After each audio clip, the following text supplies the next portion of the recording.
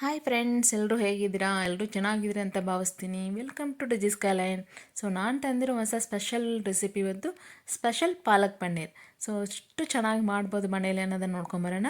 So ಯಾರಾದರೂ ಹೊಸಬ್ರು ನನ್ನ ಚಾನಲ್ ನೋಡ್ತಾ ಇದ್ದರೆ ಸಬ್ಸ್ಕ್ರೈಬ್ ಆಗೋದು ಮರಿಬೇಡಿ. ನಾನು ಎಲ್ಲ ರೆಸಿಪಿಗಳು ನೀವು ನೋಡಬೇಕಂದ್ರೆ ಬೆಲ್ಲಕ್ಕನ್ನು ಕ್ಲಿಕ್ ಮಾಡಿ. ಸೊ ಹಾಗೆ ಲೈಕ್ ಮಾಡಿ, ಶೇರ್ ಮಾಡಿ, ಕಮೆಂಟ್ ಮಾಡಿ. ಸೊ ನೋಡ್ಕೊಂಬರೋಣ ಹೇಗೆ ಮಾಡೋದಂತ. ಸೊ ಇಲ್ಲಿ ನೋಡಿ, ಒಂದು ಸ್ಪ್ಯಾನಲ್ಲಿ ನಾನು 1 ಲೀಟ್ರ್ ಆಗೋಷ್ಟು ನೀರನ್ನು ನೀಟಾಗಿ ಚೆನ್ನಾಗಿ ಬಾಯ್ಲ್ ಮಾಡಿದ್ದೀನಿ.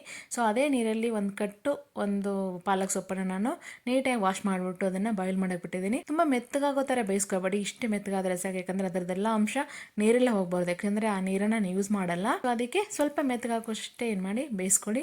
ಸೊ ಈ ಥರ ಬೇಯಿಸ್ಕೊಂಡು ನೀಟಾಗಿ ಒಂದು ತಟ್ಟೆಯಲ್ಲಿ ಎತ್ತಿಡಿ, ಸ್ವಲ್ಪ ಕೂಲ್ ಆಗೋವರೆಗೂ.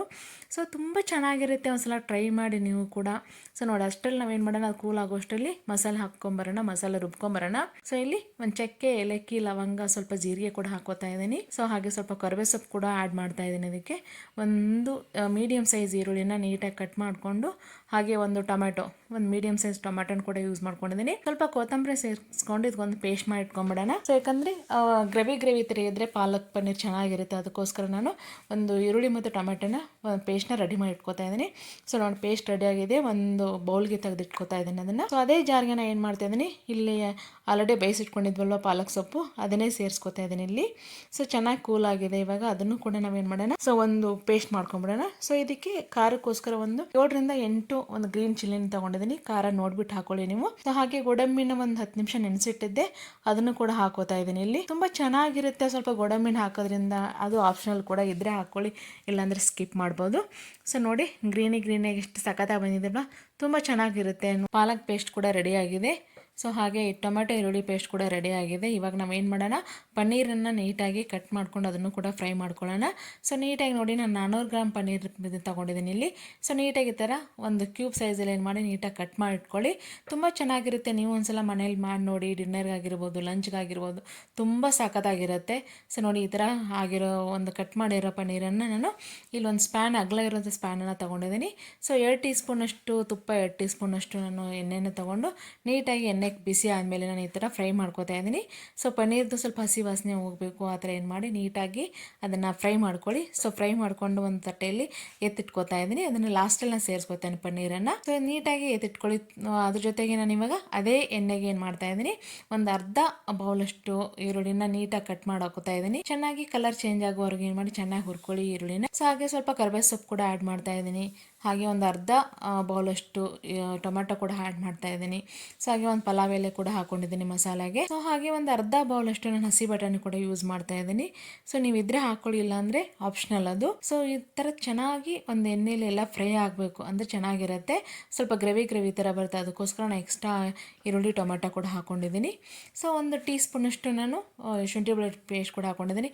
ನೋಡಿ, ಈರುಳ್ಳಿ ಟೊಮೆಟೊ ಪೇಸ್ಟ್ ರೆಡಿ ಮಾಡ್ಕೊಂಡಿದ್ದೆಲ್ಲ ಮುಂಚೆನೇ ಅದೇ ಪೇಸ್ಟ್ನ ನಾನು ಏನು ಮಾಡಿದ್ದೀನಿ ಇವಾಗ, ಸೊ ಒಗ್ಗರಣೆ ಹಾಕೋತಾ ಇದ್ದೀನಿ. ಸೊ ಇವಾಗ ಮಸಾಲೆಗೆ ನಾನು ಒಂದು ಟೀ ಸ್ಪೂನಷ್ಟು ಧನಿಯಾ ಪೌಡ್ರ್ ಹಾಕೋತಾ ಇದ್ದೀನಿ. ಸೊ ಹಾಗೆ 1 ಟೀ ಸ್ಪೂನಷ್ಟು ಅರಿಶಿನ ಪೌಡ್ರ್ ಹಾಕೋತಾ ಇದ್ದೀನಿ. ಸೊ ಅರ್ಧ ಟೀ ಸ್ಪೂನಷ್ಟು ನಾನು ಗರಂ ಮಸಾಲೆ ಯೂಸ್ ಮಾಡ್ತಾ ಇದ್ದೀನಿ. ಹಾಗೆ ಅರ್ಧ ಟೀ ಸ್ಪೂನಷ್ಟು ನಾನು ಒಂದು ಚಿಲ್ಲಿ ಪೌಡರ್ನ ಕಲರ್ಗೋಸ್ಕರ ಯೂಸ್ ಮಾಡ್ತಾ ಇದ್ದೀನಿ. ತುಂಬ ಚೆನ್ನಾಗಿರುತ್ತೆ ನೋಡಿ. ನೀಟಾಗಿ ಎಣ್ಣೆಲಿ ಎಲ್ಲ ಒಂದು ಸ್ವಲ್ಪ ಎಣ್ಣೆ ಬಿಡಬೇಕು.